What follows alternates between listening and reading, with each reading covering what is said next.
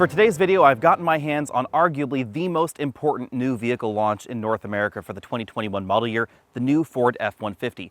This is the best-selling anything with four wheels in North America. And this is the model that I was specifically most interested in, the new F-150 hybrid, because I've been considering replacing my Dodge Durango with something like a new F-150 hybrid because my lease is up on my own Dodge Durango. So if you want to know more about that, you should check out my upcoming series on my own car buying process decision, but know that this is certainly at the top of my shopping list. The F-150 hybrid, which by the way has been on this entire time, but it's just started because the battery charge dropped to an appropriate level, is not the first hybrid pickup truck in America. We had a General Motors pickup truck about 10 years ago or so, but that was pretty expensive and it didn't really offer the fuel economy improvements that some folks were hoping for. This model right here will get between 24 and 25 miles per gallon combined, depending on the options that you get. This is going to be the most efficient gasoline-powered pickup truck in America. But the F-150 hybrid doesn't just sell on higher fuel economy. It also sells on more of pretty much everything. We get 430 horsepower, the most torque in a half-ton pickup truck at this moment. And then we get integrated onboard inverters because we have an electrical system that can deliver that kind of power. 2.4 kilowatts base up to 7.2 kilowatts, which is certainly enough to run the average family home as long as you're not planning on using your heat pump and your oven at the same time.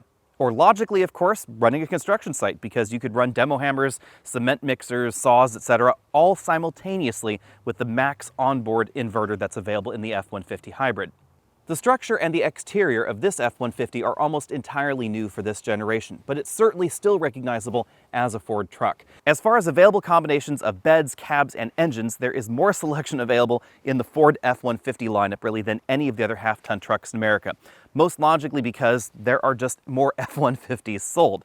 If, for instance, we take a look at the Ram 1500 lineup, you'll notice that if you want to get a regular cab Ram 1500, you're not going to buy the new Ram 1500, you're actually buying the previous generation that is still manufactured and still on sale. Things are a little bit more similar over with the Silverado and the Sierra, where we have more formats available all in the same generation, just like we find here in the F-150.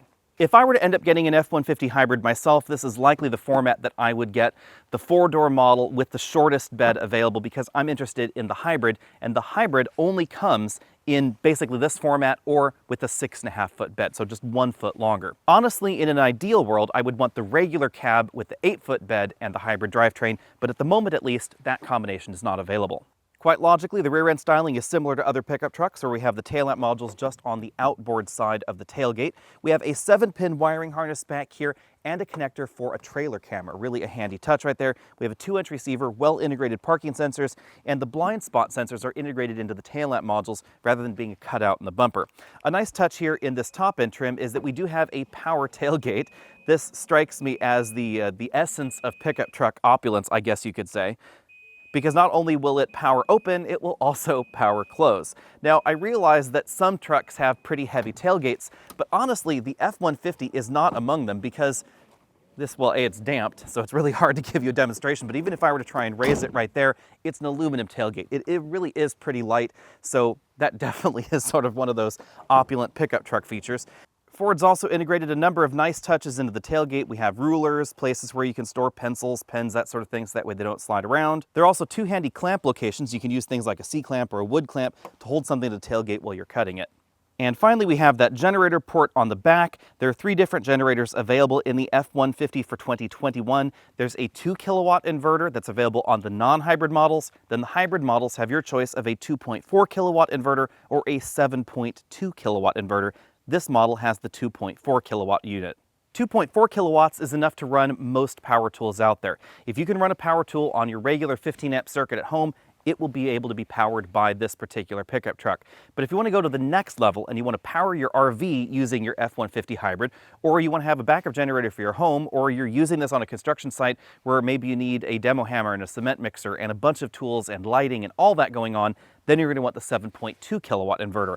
I think this really is the big innovation in this hybrid truck, because again, we've seen hybrid trucks before, but they didn't have this kind of power delivery. And it makes a lot of sense because the truck is already creating AC power. It has a DC battery, and then it has a big inverter on board because it's powering a 40 some odd horsepower electric motor. 47 horsepower in this particular truck. So it's already creating about 35 kilowatts of AC electricity. So it doesn't take too much to adjust that voltage down to voltage that you can use for all of your power tools. Having an AC outlet in the bed of a pickup truck isn't exactly new. We've had other pickup trucks with AC outlets before. There have even been hybrid pickup trucks before.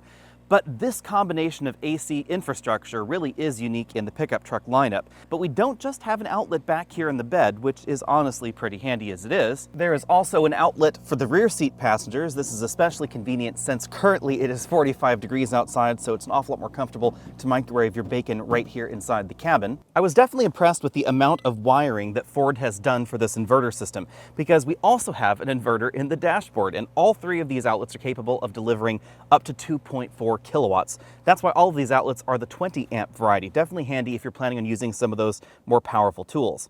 If you've been wondering how much power Willet Bacon actually uses, I finally have an answer for you. It's 1900 watts because Ford gives you a Pro Power Onboard display showing exactly how much power the inverter is consuming.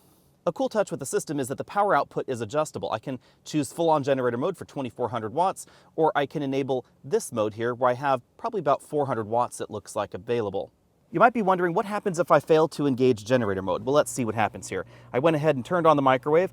The power system says it's over the 400 watts delivered by the non-generator mode here. And if I just say no, it's going to ask me, do I want to switch over to generator mode? If I don't do anything, here we go, it's just going to turn off. I can then choose the reset button right here, and then it will ask me, do I want to switch to generator mode? Yes, generator mode is enabled. Microwave is turned back on. And now we can continue the bacon cooking. This is also where we can talk about the max recline feature of the new F-150. This is kind of an interesting feature here. Definitely could make baconing a bit more enjoyable, as is this flat work surface that's offered in the F-150 now. That this seat definitely gets very horizontal, actually a little bit uncomfortable for baconing. I prefer probably more of a chaise lounge position here. Let's see how the bacon is doing. Ooh, nice and crispy here. So there we go. Final verdict, F-150 hybrid with Pro Power Onboard. Will it bacon? The answer is yes. As you'd expect out of a vehicle that has lower end trims targeted at work truck shoppers or fleet buyers, there are a lot of active driving assistance technologies that are optional rather than standard on the F-150. But this model has everything, including blind spot monitoring, adaptive cruise control, and the prep package for Ford's upcoming hands-free driving system.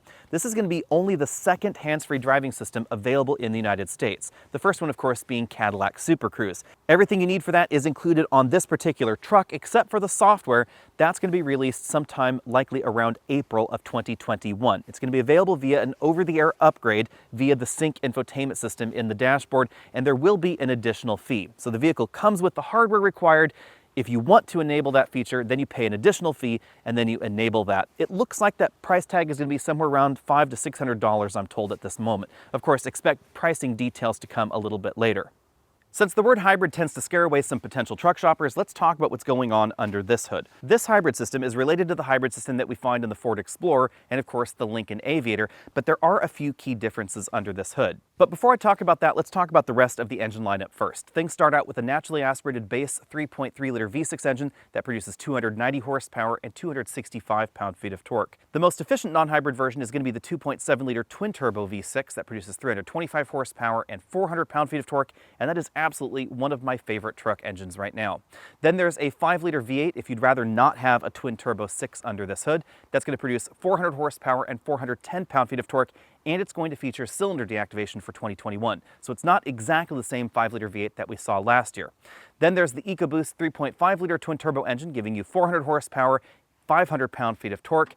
That is the engine that this hybrid system is based on. This adds an additional 47 horsepower electric motor and a 1.5 kilowatt hour battery to give you 430 horsepower and 570 pound-feet of torque. Because of the way electric motors and gasoline engines produce their power, you don't simply add 47 to the 400 horsepower, even though both of those power sources are going to be working together when you floor the vehicle. If you'd rather burn diesel, there is still a turbo diesel engine available. It's a 3-liter V6 turbo diesel, giving you 250 horsepower and 440 pound-feet of torque. That is going to be the most efficient version of the F-150. This comes in second, giving you 24 miles per gallon combined if you choose four-wheel drive like this model has, or 25 miles per gallon combined if you get the rear-wheel drive model. But going back to the hybrid system, again, this is the same 3.5-liter twin-turbo V6 that we found under the hood of the F-150 for a while, although obviously power figures have changed over time. The engine is mated to essentially the same 10-speed automatic that we find in the rest of the Ford truck lineup, with one important difference. It also has an electric motor positioned between the engine and the end of the transmission. But unlike some hybrids out there, Ford does not delete the torque converter. The torque converter is a little bit different in this model versus the non-hybrid model, but it still has that torque converter, and that's essential for low-speed towing. The torque converter also helps smooth out engine starts and stops, but when this is operating in its electric mode, and it will drive in electric-only mode, the power is still flowing through that 10-speed automatic. The benefit to this kind of hybrid system design versus what we see in the Escape or modern Toyota hybrids is that you can essentially take the motor completely out of the equation if you want to mechanically, because we have an engine, we have a torque converter, we have a transmission, and then we have the wheels. The motor is sandwiched there in between, but it doesn't need to be either generating power or adding power if it doesn't need to. So you can actually have a very traditional drivetrain lineup. And that's what gives this the same robustness and same abilities that you'd find in a regular F-150, with the addition of that electric drive mode, regen braking, and a little bit of extra oomph when you want it. As always, payload and towing figures will vary based on the engines and the options that you select on your pickup truck. In theory, on the spec sheet, payload should range from 1,705 pounds for the 2.7-liter EcoBoost version with four-wheel drive and a particular wheelbase, up to a maximum of 3,325 pounds for a V8 with two-wheel drive. 3,325 pounds is an awful lot of weight for a half-ton truck because Ford has several different frames available. They have a max payload package, which is pretty unique, and it definitely gives you higher payload than you'll find in any other half-ton truck in America. And generally speaking, comparably equipped, the F-150 is going to give you higher payload ratings than most of the competition. But again, options and features will impact your payload rating. Theoretically, this particular model, the hybrid with this shorter bed, should be giving us 1,830 pounds of payload ability, but this exact model is rated for 1,345. Towing will theoretically range from 5,000 pounds if you get the base 3.3-liter V6 engine to a maximum of a whopping 14,000 pounds if you get the 3.5-liter twin-turbo V6 without the hybrid system. If you do get the hybrid model, it'll range between 11,000 and 12,700 pounds, depending on the options that you select. I think the 2.7-liter twin-turbo is the sweet spot in the F-150 lineup. It will give you between 7,600 pounds of towing ability and 10,000 pounds when properly equipped. Remember that in this classification of truck, if you're towing a conventional trailer, which would be not a fifth-wheel trailer, many states limit you to about 10,000 pounds without a Class A license. If you're just towing with a regular old Class C, keep in mind that many states will limit you to 10,000 pounds maximum. As with the top-end trims of the previous F-150, front seat comfort is excellent. I'm going to give these seats 10 out of 10 points. Not only do we have a multi-way adjustable driver's seat with the max recline functionality available, this particular seat does have that feature. We also have Ford's available massage feature. Now, this really is more of an anti-fatigue style massage, similar to what we find in a lot of BMW models, and a little bit less like what we find in modern Mercedes and Volvo models. This is not really going to be kneading your back. It has about 3 air chambers right here in the seat back and about 4 in the seat bottom cushion, and they inflate and deflate to improve circulation. For some reason, the F-150 is still the only truck in this segment to offer a feature like that, so if you're the kind of person that spends hours and hours at a time in your F-150, that's definitely an option that I would get. It really makes the seat a lot more comfortable.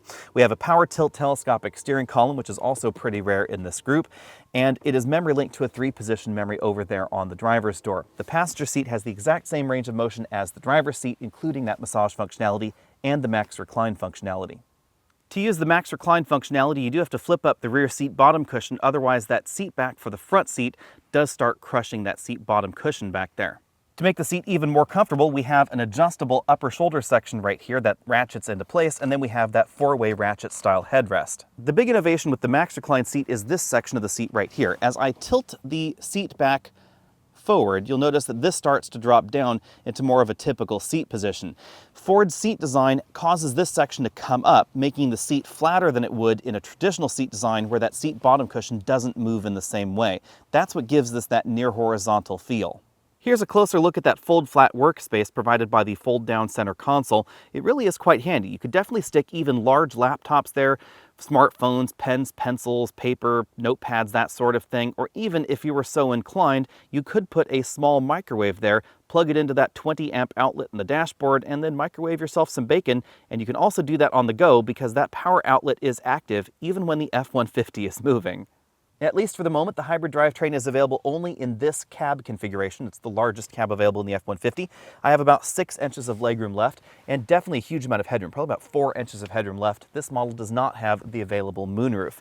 One of the things that I'm always torn about with modern half-ton trucks is that they have gotten a lot wider than they were in the past. That's really obvious when you sit back here in the middle seat. There is a ton of room in here. You could easily fit 5 adults in this particular model. And although these rear seats aren't quite as comfortable as some of the large sedans available on the market, for taller folks, these are probably going to be a bit more comfortable on longer journeys, simply because the seat bottom cushion is a little bit higher off the ground and there's more legroom and a completely flat floor back here. When it comes to my exclusive trunk comfort index, clearly this gets 10 out of 10 points, just like every other pickup truck in America. As we look around the interior, my usual disclaimer applies. Keep in mind that we are in essentially the top-end trim, although this particular one is not completely loaded because it doesn't have a moonroof. It does, however, have these really interesting speaker grills integrated right here into the ceiling. That's because this model has the up-level B&O sound system. You can see we also have an embossed B&O logo right there on the driver and front passenger headrests. These are 4-way ratchet-style headrests. We also have height-adjustable shoulder belts. This has the top-end seat package. We have a platinum logo right there, and then this section of the seat ratchets forward and backwards. That way you can adjust the curvature of the seat back. We also have the multi-way inflatable lumbar support. In addition to contrasting stitching, there are also a few contrasting inserts in the seat. The seats are perforated because they're both heated and ventilated. Moving over to the front doors, the contrasting stitching and piping continues. We definitely have more premium materials in this top-end trim than we found in the F-150 before, but we have very similar styling. You can see we still have that slope down right there that helps position the side view mirrors a little bit lower in the body. Moving towards the front of the door, you can see that we have that trim accent right there, just in front of the window switches, the door locks. We have some storage compartments down there lower on the door, and then again the speaker grills in this particular model with the B&O sound system. The rear door panels are made from essentially the same materials that we find up front, same stitching up top, same faux suede insert right there, same trim. We have sort of a change or other knick-knack holder right there. Very similar door release in this handle, and you can see that the stitching quality continues all the way to the back side of the door. We do find harder plastics down at the bottom of the door near the other storage compartments, that mid-level storage compartment, and then the one right down there at the bottom of the door. You open the upper glove compartment with this button right here underneath that air vent. You can definitely fit some of those larger smartphones in there, but not tablet computers. Also, not tablet computer sized is the glove compartment right here. It is a little on the small side. I was surprised. I could not fit a 9-inch iPad inside. On the far side of the center console, we have a blinking light. Don't worry, that's not visible to the human eye. It's only visible to the camera. That's part of the driver monitoring system because the F-150 and the Ford Mach-E are going to be the 2 first vehicles in the Ford lineup to get their active driving software that's going to allow you to drive hands-free on the highway. Below that, we have a very large 12-inch touchscreen infotainment system. Unlike the tablet orientation screen that we see in the Ram pickup truck lineup, this has more of a conventional orientation. This software is very similar to what we're going to see in the Mustang Mach-E. You can see that the entire screen is used for the 360-degree camera layout. I definitely like that particular touch. As you can see, we have Apple CarPlay and Android Auto integration, but it only occupies this smaller section over here on the left side of the display. It does offer wireless smartphone integration, which really is a nice touch.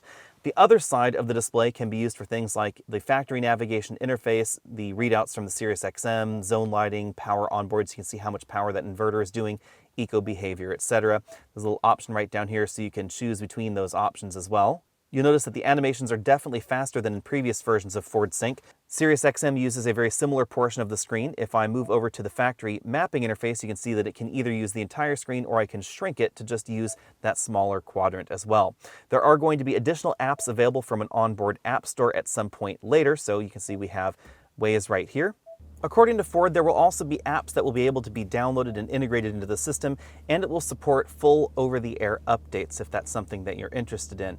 Other than that, the software interface is pretty familiar if you've used any Ford product before. Over here on features, you can control the driver assistance settings. We have that Pro Power Onboard display for the onboard inverter.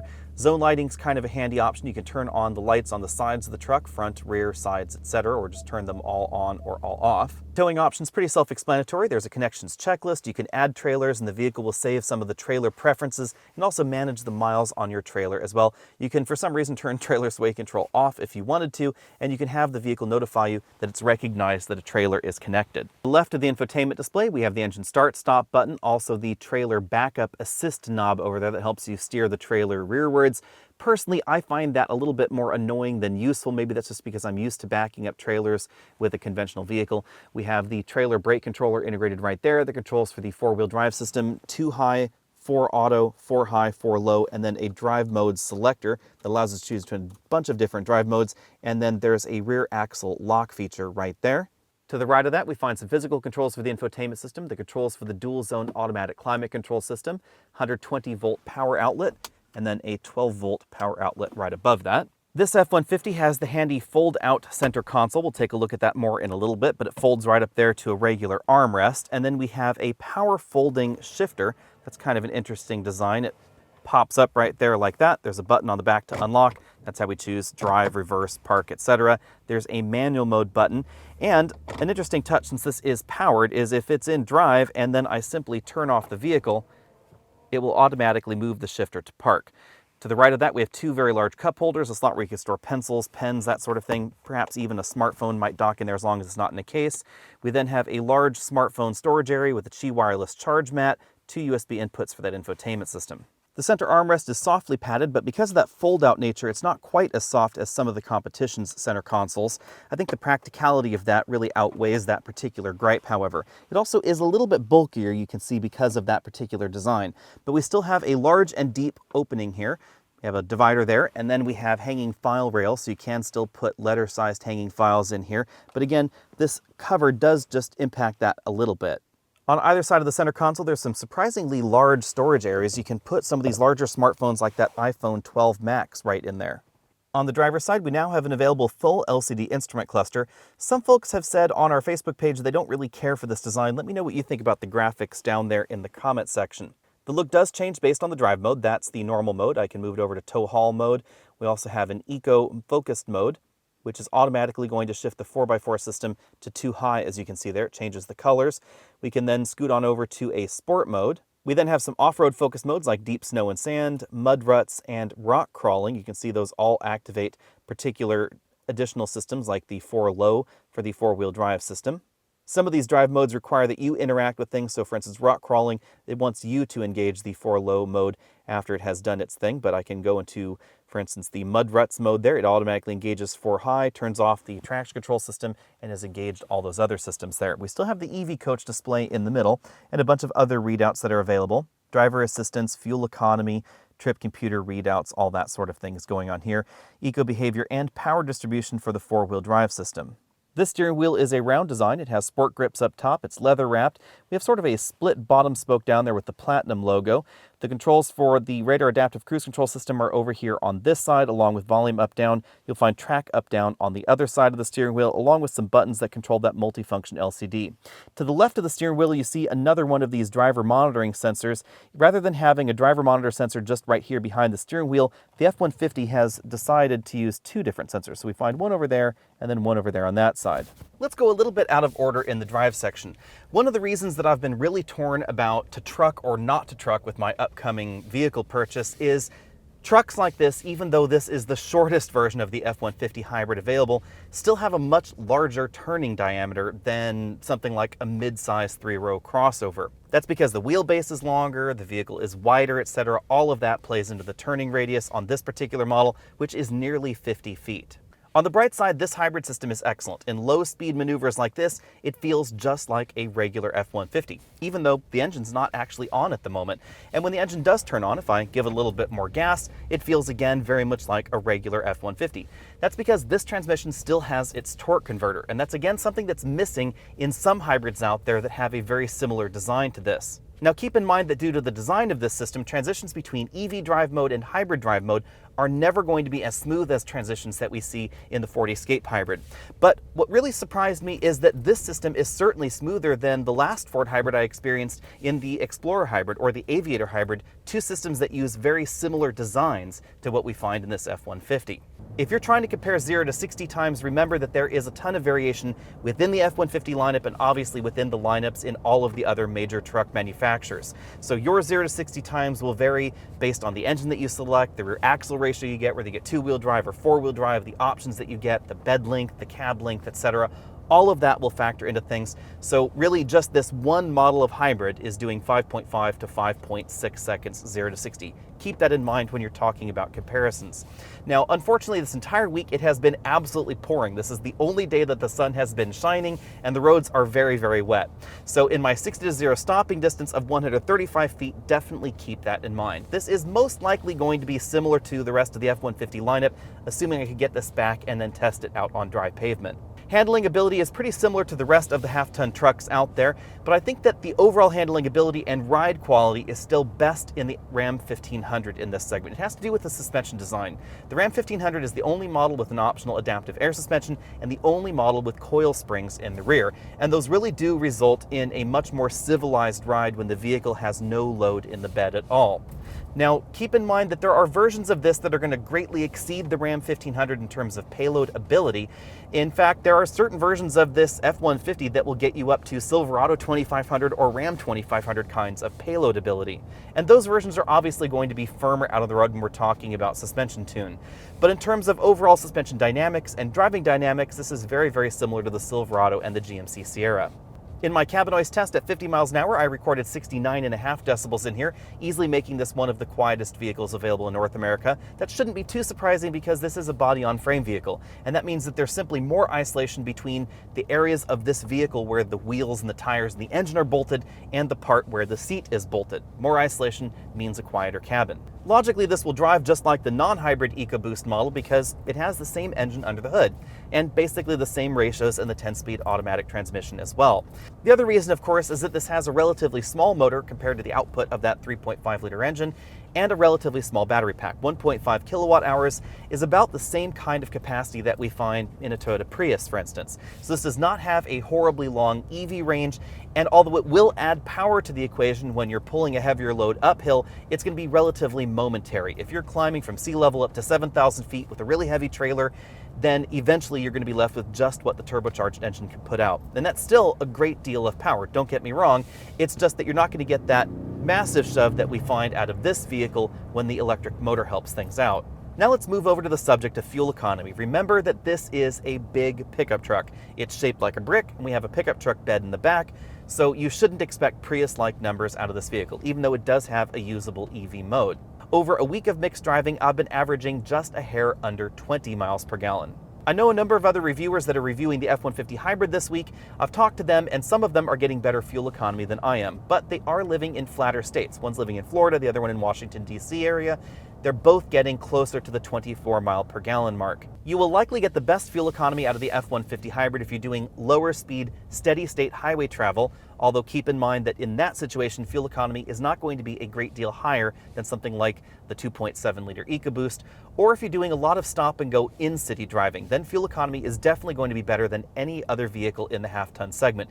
I have to say, however, for me, this hybrid system is not going to be as big of a deal as perhaps I originally thought.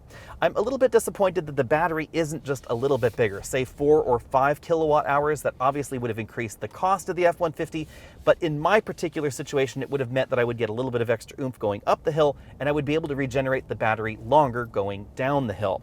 Unfortunately for me, when towing a trailer, the same 5,000-pound trailer that I routinely test with, the fuel economy in this vehicle was not that far removed from a Ram with the 5.7-liter V8 or the Chevy Silverado with the 5.3. It was averaging around 16 to 17 miles per gallon.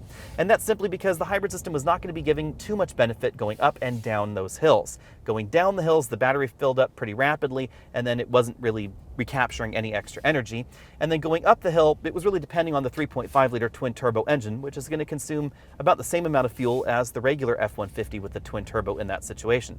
If, on the other hand, you are towing in stop-and-go or slow-and-go traffic, then this system is going to be providing you some benefit. The hybrid system will add between $2,500 and $4,495 depending on the trim level that you get. The reason for the cost variance is that the base engine changes as you work from the XL trim up to the limited trim, so the cost over the absolute base engine in the F-150 is consistent, but remember, as you start taking a look at those top-end trims, you don't just get the base naturally aspirated V6 anymore. At this point in time, there really is no competition for the F-150 hybrid.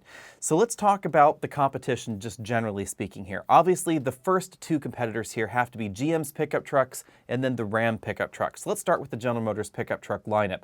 Obviously, the F-150 hybrid is going to be very unique here. There is no hybrid at this moment from the Chevy pickup line or the GMC pickup line. I think that the F-150 is more attractive than the Chevy pickup line, but I do like the look overall in the GMC lineup.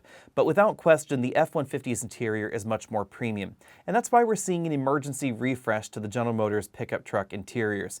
When this generation of the Silverado and Sierra launched, a lot of folks were surprised that the interior looked almost identical to the previous generation model, even though most of the parts weren't actually shared. It just looked an awful lot like that outgoing version. Chevy and GMC have solid engine lineups in their pickup trucks, but when it comes to payload and towing abilities, generally speaking, you're going to find slightly more capable trucks in the F-150 lineup. If you want the latest gadgets and latest technology, that would be found in the F-150. If you're the kind of person that would prefer a V8 engine with cylinder deactivation for less than we see in the F-150 lineup, generally speaking, that would be the 5.3-liter V8 in the Silverado or in the Sierra. Also, if you're looking at a base naturally aspirated V6 engine, I do like the one that we find in the GMC and in the Chevy just a little bit better. That engine is really the only V6 in this segment that was specifically designed from the ground up to be used in a pickup truck. And if you're looking at a diesel, I would take the one in the Sierra and the Chevy as well. If we take a look at the Ram pickup truck lineup, the Ram 1500 I think still has the best interior styling in this segment. I do like components of the F-150 a bit more, and I like its large infotainment system a bit more than the large Uconnect system that we find in the Ram 1500 at the moment. But I think the interior design in the F-150 falls just a little bit behind what we see in the Ram 1500. The style, the combination of components, etc. feels a little bit more premium in the Ram 1500, but honestly, this ends up being a bit more of a personal style preference because the two vehicles are very similar, and if you like the styling in the F-150, then go with the F-150. If you like the Ram 1500 styling, then that's going to be an excellent option as well.